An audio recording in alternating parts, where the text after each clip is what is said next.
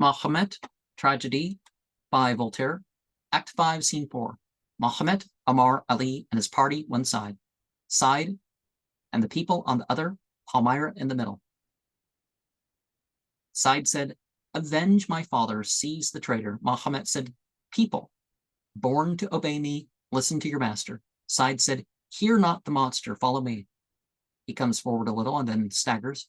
"O heaven, what sudden darkness spread o'er my dim eyes. Now strike my friends, I am dying, oh." Mahomet said, "Ha, then all is well." Palmyra said, "My brother, canst thou shed no blood but Zopar's?" Side said, "Yes, come on, I cannot. Some god unnerves me," and he faints. Mahomet said, "Hence, let every foe of Mahomet be taught to fear and tremble. Know ye proud infidels, this hand alone hath power to crush you all. To me, the God of nature delegates his sovereign power. Acknowledge then his prophet and his laws. Twixt Mahomet and Side, let that God decide the contest. Which of us forever is guilty now? This moment, let him perish." Palmyra said, "My brother Side, can this monster boast such power? The people stand astonished at him and tremble at his voice. And wilt thou yield to Mahomet?" Side said, supported by his attendant. "Alas, the hand of heaven is on me, and the involuntary crime is too severely punished. O Palmyra, in vain was Side virtuous. Oh, if heaven chastises this our errors, what must crimes like think expect? Detested Mahomet, what cause hast thou to tremble? Oh, I die. Receive me, gracious heaven, and spare Palmyra." And then he dies. Palmyra says, "'Tis not, ye people. 'Tis not angry heaven pursues my Side. No, he's poisoned." Mahomet said, interrupting her and addressing himself to the people, "Learn from Side's fate, O ye unbelievers, how to reverence Mahomet, whom heaven defends, and this pale corpse hath witnessed their obedience. The sword of fate hangs o'er your heads. Beware it fall not on you. Thus will I reward all impious rebels, all vile infidels, and punish every word and thought against me. If I withhold my rage and let you live, remember, traitors, that you owe your beings to my indulgence. Hasten to the temple, prostrate yourselves before the throne of grace, and depreciate the wrath of Mahomet."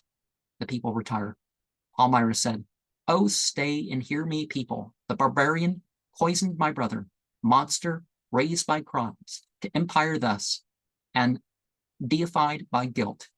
Thou murderer of Palmyra's hapless race, complete thy work and take my wretched life. My dear brother, let me follow thee." She seizes her brother's sword and stabs herself. Mahomet said, "Seize and prevent her." Palmyra said, "'Tis too late, I die. And dying hope a God more just than thine has yet in store a state of happiness. For injured innocence let Mahomet reign here in peace. This world was made for tyrants." And then she dies.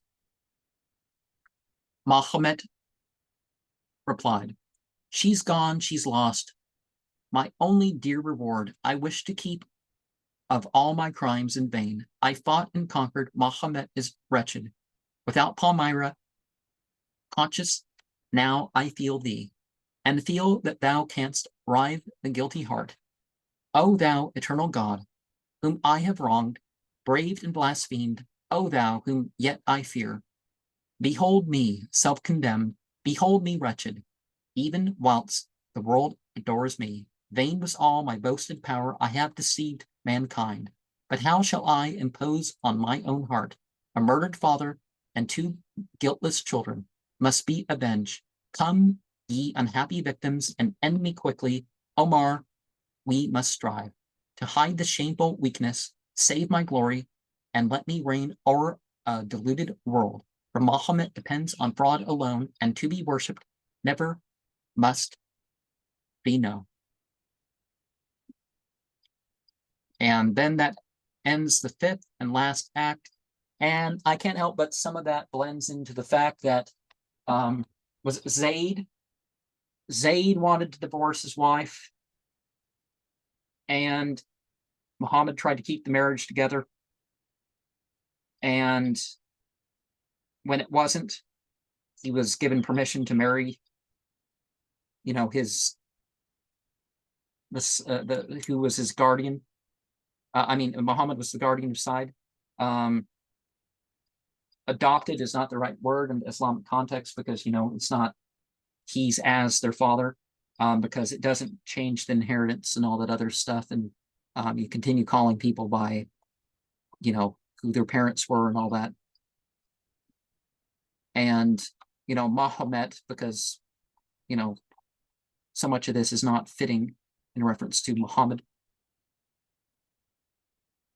And he was known as so humble that if it wasn't the Friday sermon or the prayer, you probably couldn't tell who Muhammad was in the community. And people weren't in disagreement that Allahumma was God. They just thought different things about God. They worshipped other than God along with God. So that wasn't an argument that they would have made. And Muhammad, in his sayings and in his and in the Quran, you do not have the reference to people who disbelieve as merely, you don't call them infidels, you don't call them pagans, you don't call them heathens and Gentiles and all that other stuff. Islam doesn't have that way of speaking. And we also have the hint that Muhammad, well, if Ali is present, okay, that implies some other stuff. But we also have the implication that it's thought that Muhammad was killed by poison and he died a slow death. And we also have the implication that your fate is in your blood, it's coming, and you can see the signs, or you can look back and see the signs that, hey, these sorts of actions were going to happen. They were just, they were going to happen, and we can see, how things were going to go down.